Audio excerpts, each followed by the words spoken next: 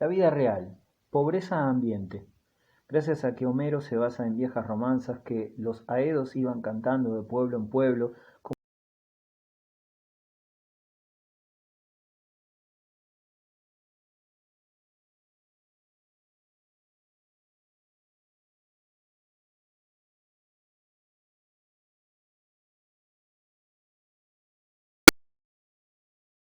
fiel del esplendor pasado, este propósito está siempre presente en su obra. Por eso las imágenes de su época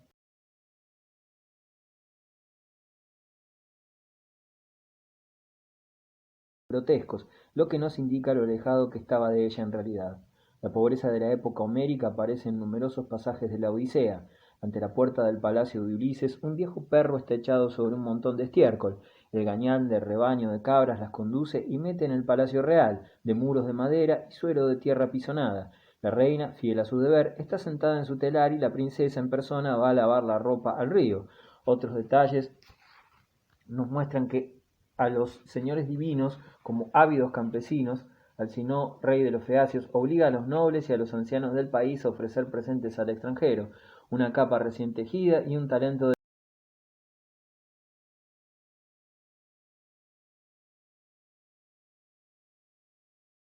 decía, si vuelvo cargado de riquezas, que si voy con las manos vacías. Cuando pisa el suelo de Ítaca, su primer cuidado es buscar lugar seguro donde esconder los regalos. Las tumbas descubiertas por los arqueólogos son sencillas y rústicas, como los poemas de Hesíodo. En Hesíodo, el poeta campesino de Beocia, hallamos un pasaje singular. Para él, la historia del mundo comenzó con una época dorada en que reinaba Cronos, padre de los dioses, cuando el oro relucía por doquier. Siguieron la edad de plata y la edad de bronce, los tiempos heroicos. Ahora, dice, no existen la gloria de antaño y vivimos en una edad de hierro, triste y prosaica, en que la vida es difícil. Así es como este poeta melancólico, cantor de la vida cotidiana, se evade mentalmente hacia un paraíso perdido, en exceso pesimista, considerada la historia de la humanidad como un caminar sin esperanzas y un porvenir cada vez peor. El poeta y sus coetáneos gustaban del recuerdo de los tiempos gloriosos en que el bronce no había sido aún sustituido por el hierro. Repúblicas más que monarquías.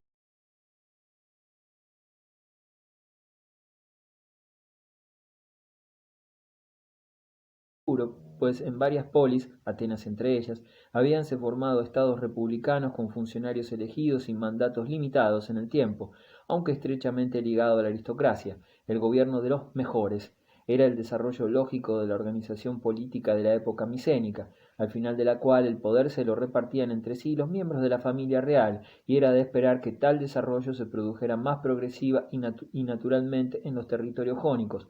Homero era jonio, y durante mucho tiempo sus paisanos desempeñaron un papel importante no solo en poesía, sino también en esta evolución y en otros muchos aspectos. En los reinos dorios no se produjo la misma evolución política, en parte porque desde siempre había sido republicano y en parte porque la tradición frenaba el nacimiento de un nuevo estado. Por eso la cultura dórica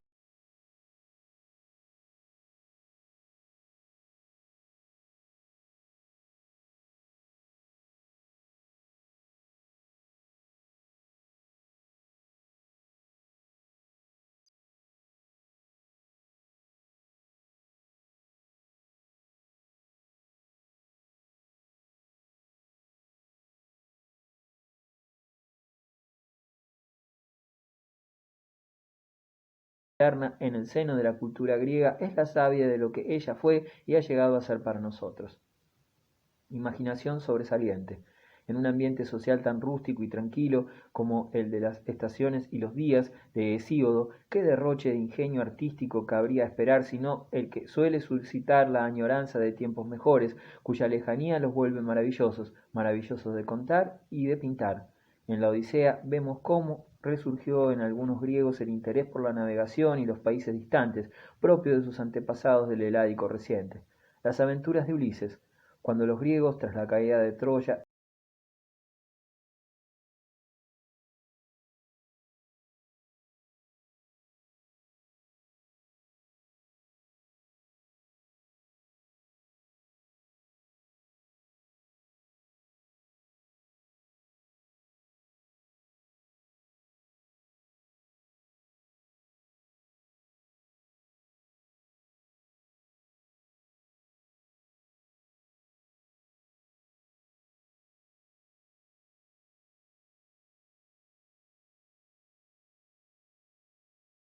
largas al asunto, tejía un magnífico tapiz, afirmando que no se casaría con nadie antes de terminarlo, y mientras languidecía esperando a su marido, éste vagaba por el mar y vivía maravillosas aventuras en países extranjeros narradas en la Odisea.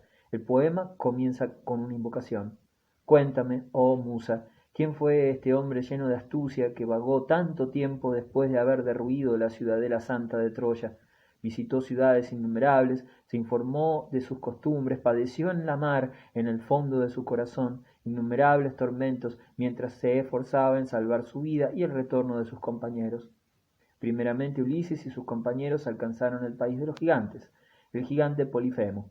Ulises desembarcó con 12 hombres escogidos para saber dónde se encontraban. Llevaban provisiones y un odre lleno de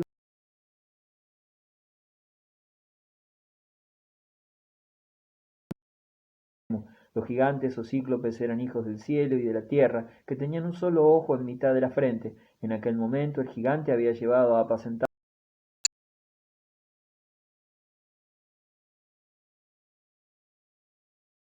de leña seca para preparar la cena, la arrojó al interior de la cueva con tal estrépito que el miedo nos empujó hasta el fondo.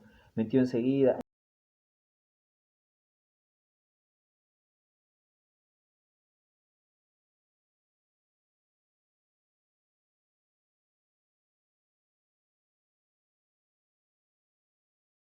tan grande era el peñasco con que cerró la puerta que el tiro de 22 poderosos carros de 4 ruedas no habría podido arrancarlo del suelo. Sentóse después para ordeñar el rebaño de ovejas y cabras que balaban como de costumbre, luego dejó mamar de cada madre a los tiernos recentales, seguidamente cuajó la mitad de la blanca leche, la recogió y la colocó en cestas de mimbre, echó la otra mitad en vasos para poderla beber cuando tuviera sed y consumirla a la hora de cenar. Cuando el gigante hubo terminado las actividades de la jornada, se sentó y encendió fuego. Al resplandor de las llamas descubrió a los huéspedes intrusos. Con voz de trueno les preguntó qué clase de gente eran. Los griegos se hallaban amedrentados e incapaces de pronunciar palabra alguna, pero Ulises recobró su ánimo y contestó que eran griegos, arrojados a la costa por la tempestad y esperaban que él recibiera amistosamente a los extranjeros y le diera hospitalidad, como place a los dioses. El gigante respondió: «Oh, o eres un simple extranjero, o vienes de muy lejos, pues me exhortas a temer a los dioses y a preocuparme por ellos. Los cíclopes no se cuidan de Zeus.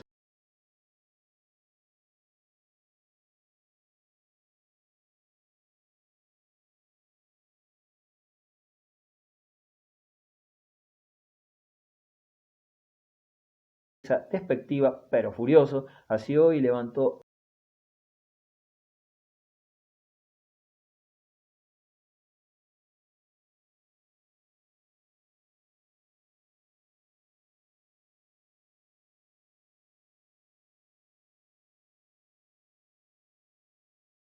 de los huesos. Nosotros, a la vista de estas horribles escenas, llenos de lágrimas, elevamos nuestras manos a Zeus, pues nuestra alma estaba embargada por la desesperación. Cuando el gigante hubo llenado su enorme estómago, devorando carne humana y bebiendo leche pura al final, se acostó en medio de la cueva, tendido entre sus rebaños. Ulises pensó al principio matar al gigante, cuanto antes, pero después desistió, al percatarse de que ni él ni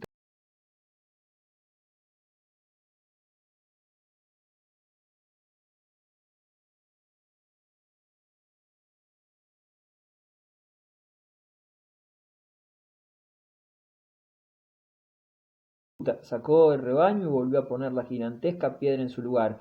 Polifemo había dejado su garrote en la cueva, era tan grande como un mástil de navío. Ulises afiló una de sus extremidades, acercó la punta al calor del fuego y después lo ocultó con cuidado. Pensaba servirse de él para cegar a Polifemo mientras durmiera. Al atardecer el gigante volvió con su rebaño y, terminadas las faenas de la jornada, repitió la horrible escena de la víspera. Cuando hubo engullido a sus víctimas, Ulises se acercó a él ofreciéndole una copa de vino generoso que traía consigo y le rogó beberlo. El gigante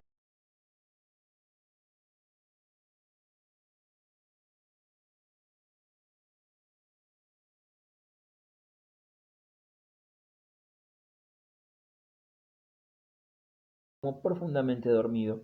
Había llegado el momento esperado. Ulises y sus compañeros sacaron el garrote del escondrijo, encendieron la punta al fuego y, uniendo los esfuerzos de todos, la clavaron en el ojo del monstruo.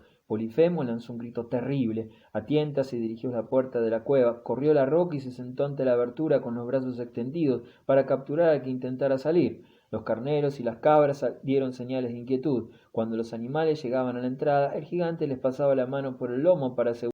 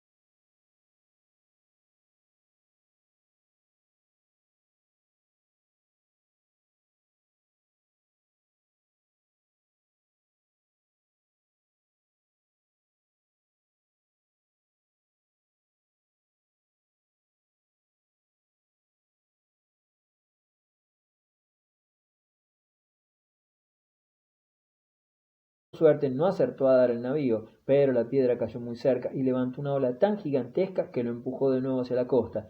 Los remeros tuvieron que emplear todas sus fuerzas para evitar que el barco encallara en la playa. Cuando se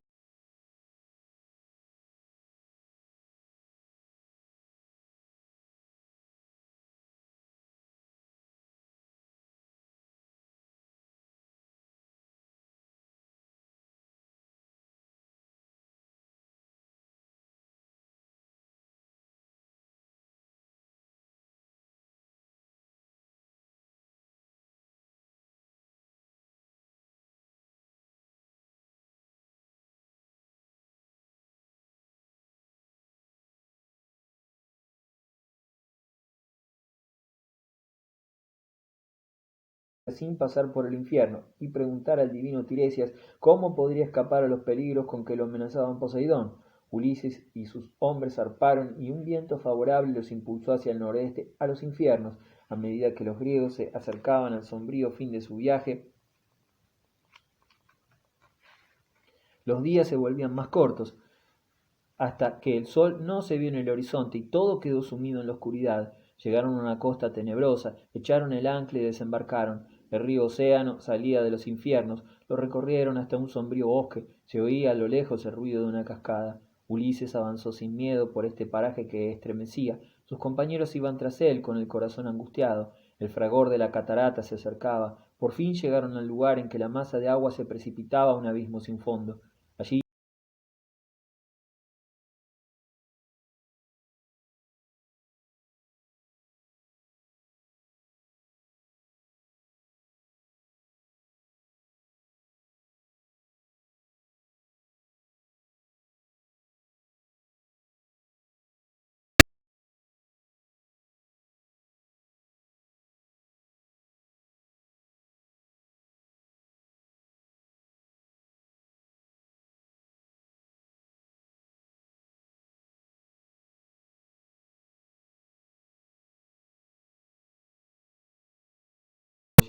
si respetas esos rebaños y no piensas más que en tu regreso, podrás entonces, a pesar de los obstáculos que habrás de vencer, llegar a Ítaca. Pero, si los molestas, te anuncio la pérdida de tu navío y de tus compañeros, y si tú consiguieras escapar, llegarás muy tarde en una nave extranjera, sufriendo muchos rodeos y perdiendo toda tu gente. Encontrarás la ruina en el seno de tu mansión.